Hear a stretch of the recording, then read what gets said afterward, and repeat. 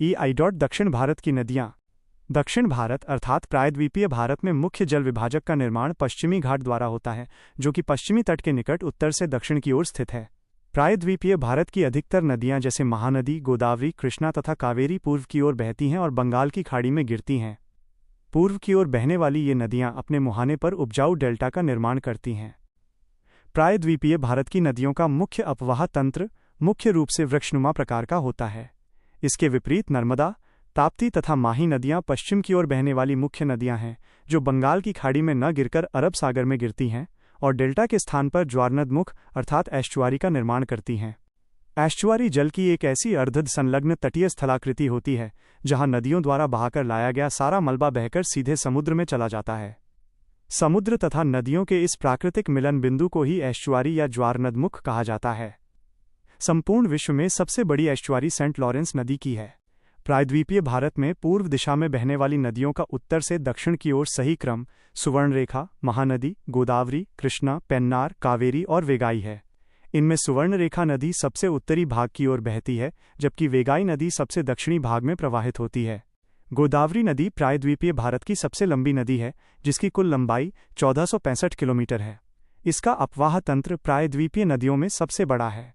यह नदी महाराष्ट्र के नासिक जिले में स्थित त्रिंबक पहाड़ियों के निकट त्र्यंबकेश्वर से निकलती है। गोदावरी नदी दक्षिण मध्य भारत को पार करते हुए दक्षिण पूर्व की ओर प्रवाहित होती है और अंत में बंगाल की खाड़ी में गिरती है। गोदावरी का नदी बेसिन महाराष्ट्र, तेलंगाना, आंध्र प्रदेश, मध्य प्रदेश, ओडिशा, छत्तीसगढ़, कर्नाटक तथा केंद्र शासित प्रदेश पुडुचेरी के यनम तक फैला हुआ है। इसमें से बेसिन का लगभग 48.55% भाग अकेले महाराष्ट्र राज्य में आता है।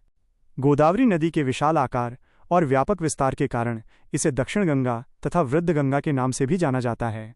हालांकि कुछ उत्तरों में कावेरी को भी माना गया है, परंतु प्रामाणिक संदर्भों में गोदावरी को ही ये नाम दिया गया है। गोदावरी की सबसे बड़ी सहायक नदी प्राणहिता है, जो पेनगंगा, वर्धा और वेनगंगा नदियों के संयुक्त प्रवाह से बनती है। इसके अलावा पूर्णा, मंजीरा या मंजरा, इंद्रावती, सबरी, मानेर और प्रवरा भी गोदावरी की प्रमुख सहायक नदियां हैं। जबकि वंशधारा और पेन्नार नदियां गोदावरी की सहायक नदियां नहीं हैं, वे स्वतंत्र रूप से बहती हैं। कृष्णा नदी महाराष्ट्र में पश्चिमी घाट के महाबलेश्वर के ठीक उत्तर से निकलती है। यह लगभग 1400 किलोमीटर की दूरी तक प्रवाहित होती हुई अंत में बंगाल की खाड़ी में गिरती है। कृष्णा नदी का जलग्रहण क्षेत्र महाराष्ट्र, कर्नाटक, तेलंगाना तथा आंध्र प्रदेश राज्यों में फैला हुआ है।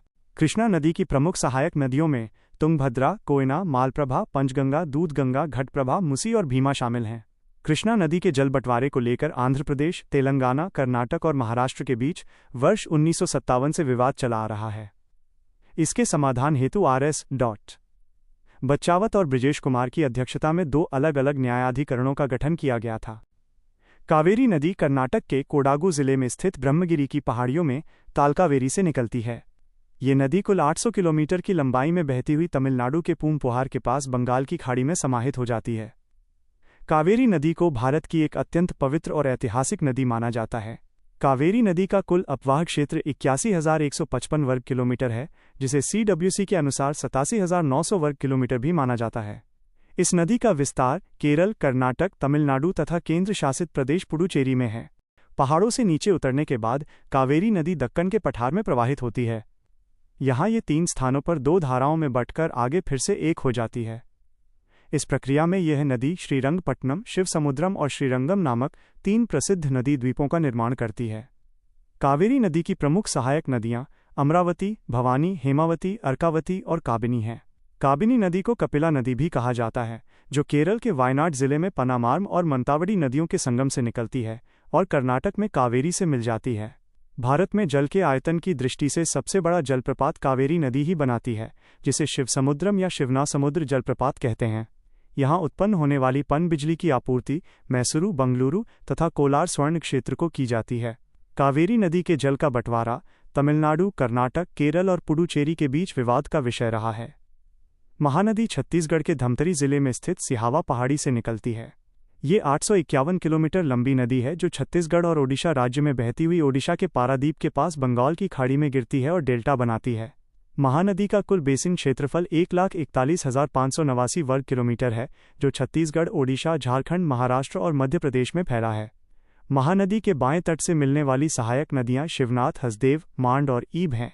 महानदी के दाहिने तट से मिलने वाली प्रमुख सहायक नदियां ओंग, तेल और जोंक हैं। इनमें से तेल नदी ओडिशा राज्य की एक महत्वपूर्ण नदी है। मांड नदी और महानदी के संगम पर प्रसिद्ध धार्मिक स्थल चंद्रहासिनी देवी स्थित है। एसपी चटर्जी के भौगोलिक विभाजन में महानदी बेसिन को उत्तरी दक्कन पठार उपविभाग में रखा गया है। सुवर्णरेखा नदी छोटानागपुर पठार पर रांची के दक्षिण पश्चिम में स्थित नगरी या पिस्का गांव से निकलती है। यह नदी कर्क रेखा को 2 बार काटती है और रास्ते में प्रसिद्ध हंड्रू जलप्रपात का निर्माण करती है। इसके बाद ये पश्चिम बंगाल के पश्चिम मेदिनीपुर से बहती हुई बंगाल की खाड़ी में गिरती है। दामोदर नदी भी छोटानागपुर के पठार से ही निकलती है।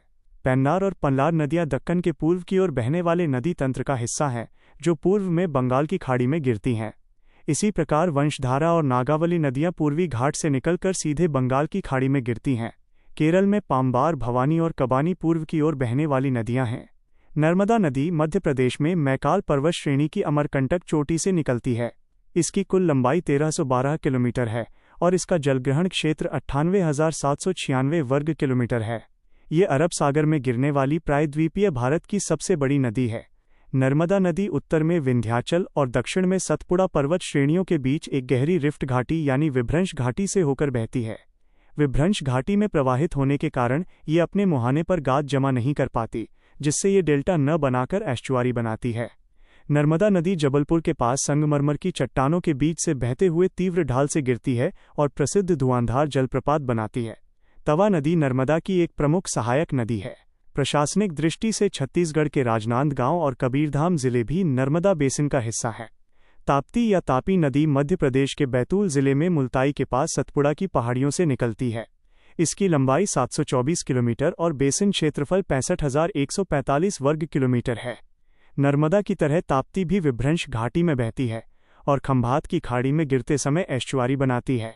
पूर्णा नदी ताप्ती की प्रमुख सहायक नदी है।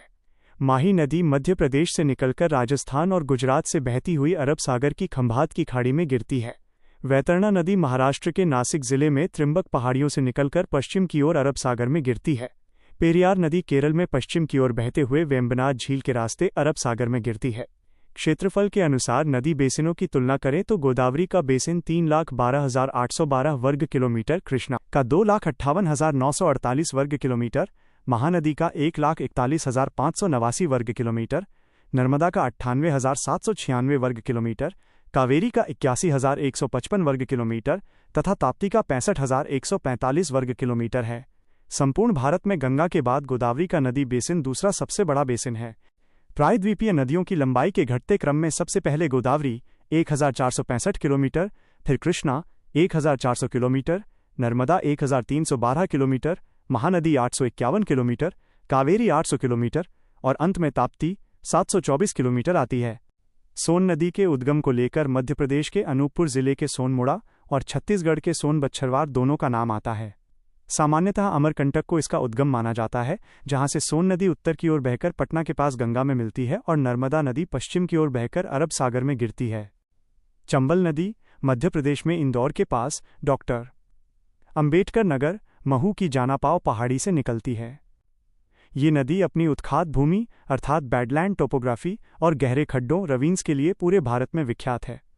मध्य प्रदेश के मंदसौर जिले में इस पर प्रसिद्ध गांधी सागर बांध का निर्माण किया गया है।